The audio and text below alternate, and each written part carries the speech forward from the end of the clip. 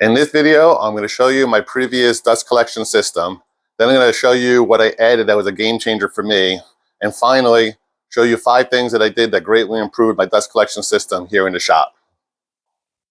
Hey, it's Jim from the Woodworking Corner.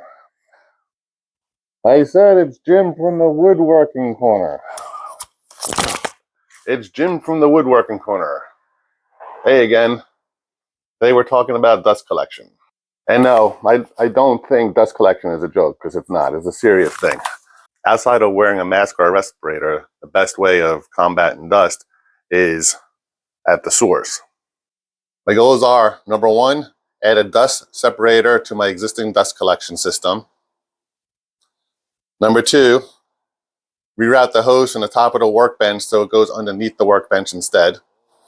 Number 3, improve the dust collection for the table saw. Number 4, maintain the ability to keep the shop clean. Number 5, improve the management of the hoses and the accessories to the dust collector. So let's start at the beginning. I want to know absolutely everything that's happened up to now. Well, let's see. First, the earth cooled, and then the dinosaurs came. But they got too big and fat, so they all died, and they turned into oil. And then the Arabs came, and they bought Mercedes-Benzes. And Prince Charles started wearing all of Lady Di's clothes. I couldn't believe. When I'm doing dust collection at the Mitre station, I have this hose connected to my DeWalt shop vac down there, which runs through all that hose that's up there.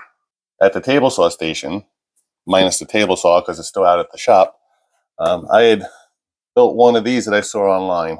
It's actually just a piece of hose that goes into a box, and in the video I saw, they used air filters over here. Didn't have an air filter at the time, so I figured I'd just use an old t-shirt. And the way this was designed is that the sawdust would go in here, the air would be able to blow through the t-shirt, trapping the stuff in there. But as you can see, there's so much dust on the top too.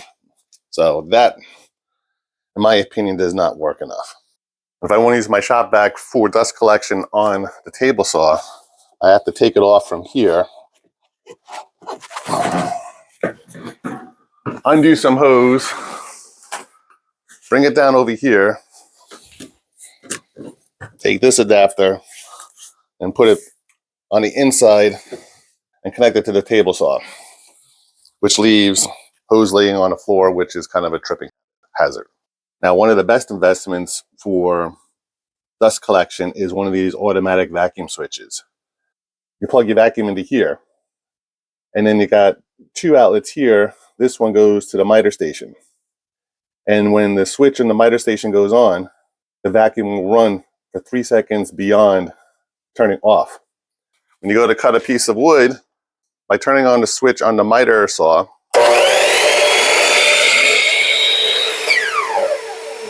it turns on the shop vac. It turns on the shop vac, and that runs for 3 seconds after the power button is turned off.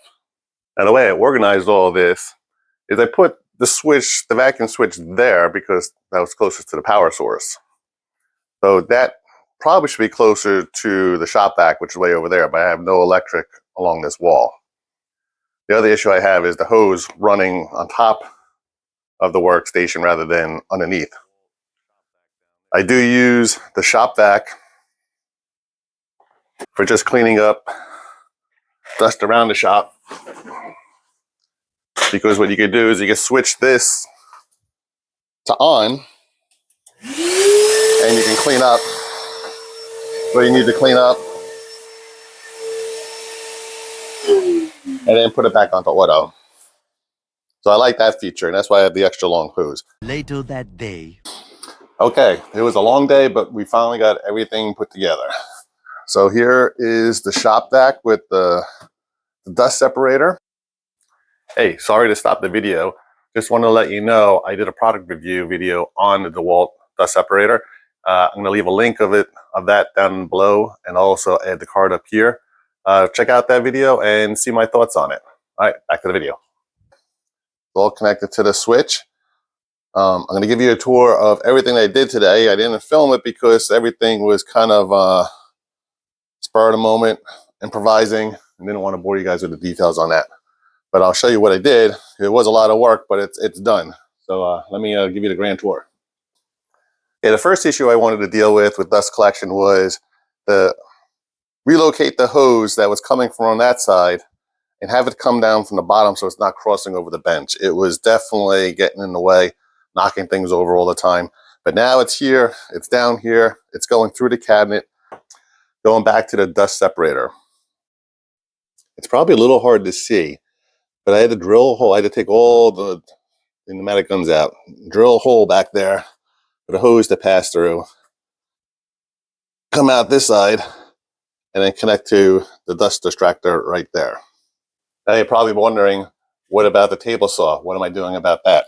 Well, the box that I had over there, I've already taken it apart. This is gone. If you remember when I was putting together the dust separator, that I had the hose that I didn't have a use for yet. Well, I actually found a use for it. I'm going to use it. It's going to be dedicated just for the table saw. The way it's going to work is this end is going to go back into the table saw. This I'm going to attach permanently. I'm going to attach this somehow here, but I'm not going to do that until the table saw comes back to this comes back from the shop. Even with the old setup, I'd always kept the brush right here. So if I wanted to vacuum this area, well, it's in there tight. I had the hose, I had the brush nearby.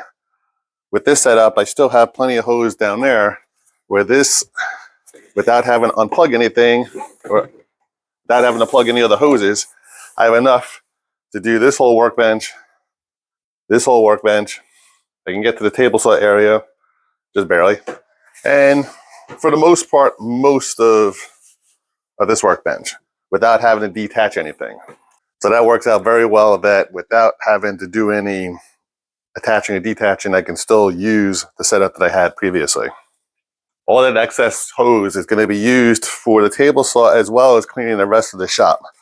So this is the only time I'll have to disconnect from here, unplug the Mitre station, plug this hose in. This one then will come around over to here. And if I want to use the table saw, it'll be connected in there. It won't be as much of a trip hazard as it was before. And then the best part is, then I can take this, attach it to a wand, and with this, and this length of hose, I have plenty of hose to do the entire garage without having to move that at all.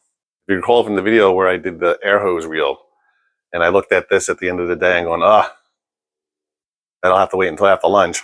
I think after lunch, I'll take care of this mess. Well, it didn't happen after lunch, it happened today, but at least it's done. So that whole mess that was over here, now it's all tidy. Put the golf cart on a French cleat. Why it was never on a French cleat before, I don't know, but now it's there and out of the way. I have the wands here up against the wall, out of the way. My accessories are over there. I'm only doing that now because I'm not sure what I want to do with them, where I want to put them. I know I use them often, so I want to keep them close. So I might put them here or somewhere else. I'm not quite sure, but at least this is done. And wow, it was a long day, but worth it. I think it's definitely going to help in the future. Remember, dust collection, it's important. Please subscribe, give a thumbs up, ring the notification bell, and leave me a comment if you're interested. Thank you. Have a good day.